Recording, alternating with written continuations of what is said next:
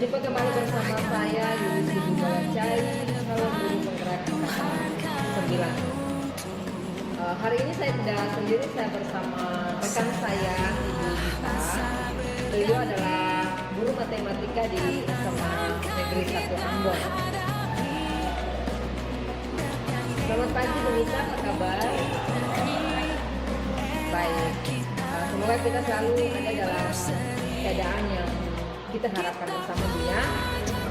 Baik Bu Gita, hari ini kita akan melaksanakan percakapan pra-observasi.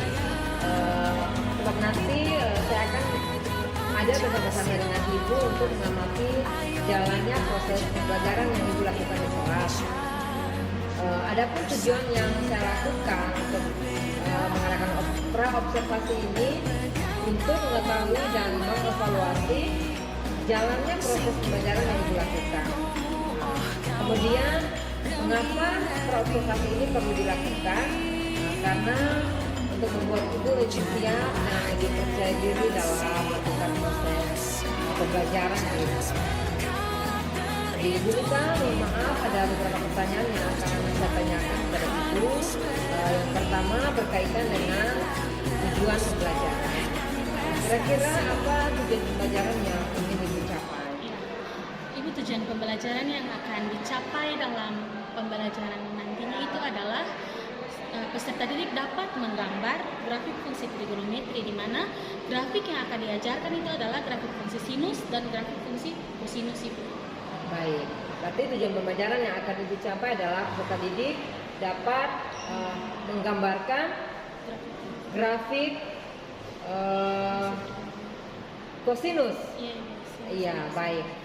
Kemudian yang berikut, bagaimana area pengembangan yang ingin Ibu capai atau yang ingin Ibu lakukan dalam proses pembelajaran?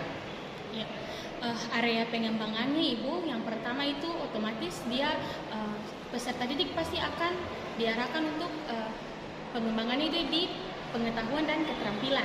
Nah, di pengetahuan sendiri Ibu, mereka pasti sebelum menggambar grafik, peserta didik sebelum dia menggambar grafik, dia harus dulu menentukan nilai-nilai dari sudut-sudut sudut-sudut istimewa yang berada pada kuadran 2, 3, dan 4. Pada semester kelas mereka ketika mereka kelas 10, mereka itu sudah diajarkan perbandingan trigonometri pada segitiga siku-siku. Nah, hanya itu saja Ibu. Nah, kendalanya ketika mereka akan menggambar grafik, materi-materi prasyarat yang harus mereka kuasai itu yang pertama yaitu otomatis perbandingan trigonometri pada segitiga siku-siku, yang kedua perbandingan trigonometri di berbagai kuadran, yang ketiga itu perbandingan trigonometri sudut-sudut berelasi.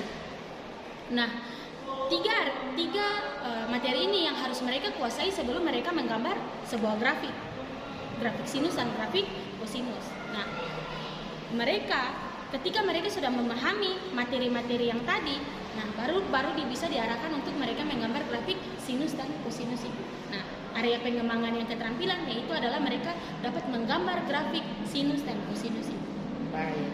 Berarti untuk area pengembangannya ada dua, yaitu pengetahuan dan keterampilan, di mana pengetahuan peserta didik mampu menjelaskan kosinus dan sinus dan kosinus.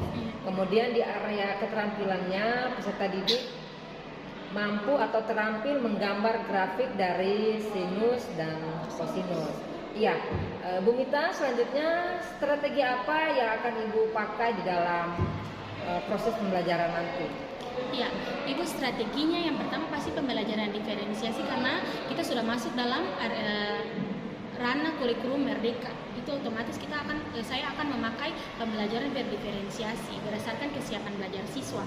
Nah, kemudian di situ juga ada tergambar KSE, sosial emosional siswa ketika mereka menyapa guru, mereka memberi salam, itu pasti tergambar di dalam RPP.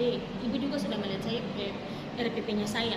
Kemudian untuk model pembelajaran yang akan saya gunakan yaitu model pembelajaran kooperatif, di mana model pembelajaran kooperatif di sini saya membuat kelompok itu Ibu. Kelompok yang saya buat itu adalah kelompok heterogen, di mana di dalam kelompok heterogen itu ada siswa dengan kemampuan yang baik sedang, dan rendah. Nah, kelompok di situ saya akan membuat mereka menjadi kelompok heterogen untuk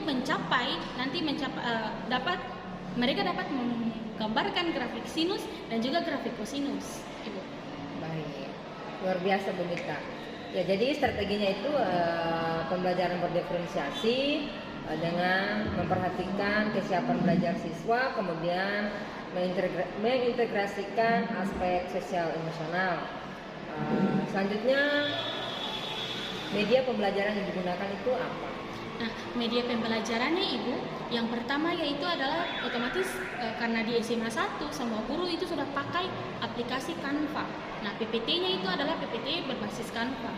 Yang kedua Ibu, untuk ulangannya itu mungkin saya akan memakai Quizzes. Tapi di sini soal tesnya Ibu nanti baru diberikan setelah selesai pembelajaran, karena nanti ada grafik tangan di situ Ibu yang belum diajarkan, tapi nanti mungkin 1-2 nomor sudah bisa diberikan kepada siswa untuk menggambarkan apakah mereka bisa mengetahui grafik sinus dan kosinus itu seperti apa. Kemudian untuk mereka punya suasana Ibu, mungkin kita akan pakai aplikasi Mentimeter. Dari 3 aplikasi itu mungkin yang akan kita gunakan Untuk refleksinya. Iya, refleksi. Baik, Ibu Mita, terima kasih. Yang terakhir, kira-kira kapan Ibu akan melakukan kegiatan pembelajaran? Ya, untuk kapan akan dilakukan proses pembelajaran ini? Besok Ibu, hari Kamis. Baik. Di kelas F10 Ibu.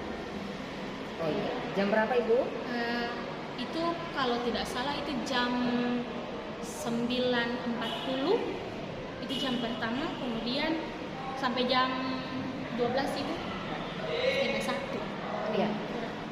Baik Bu Mita, jadi besok Kamis di jam 10 sampai jam 12 saya akan mendampingi Ibu di dalam kelas, mengamati jalannya proses pembelajaran yang Ibu lakukan. Terima kasih Ibu atas waktunya. Semoga kita selalu ada dalam keadaan yang sehat. Selamat siang Ibu.